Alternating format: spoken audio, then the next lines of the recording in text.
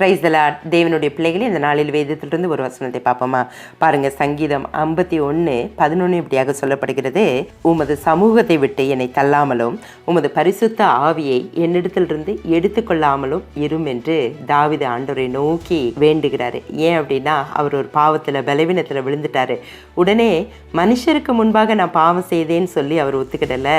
தேவனே, உமக்கு முன்பாக நான் பாவம் செய்துட்டப்பா அப்படின்னு சொல்லி ஆண்டவர்கிட்ட நோக்கி முறையிடுகிறாரு, மன்னிப்பு கேட்குறாரு.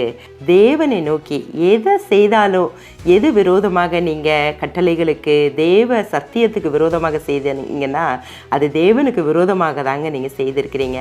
அதனால் தேவனுக்கு முன்பாக நீங்கள் அறிக்கையிட்டு பாவ மன்னிப்பு பெற்றுக்கொள்ளுங்க.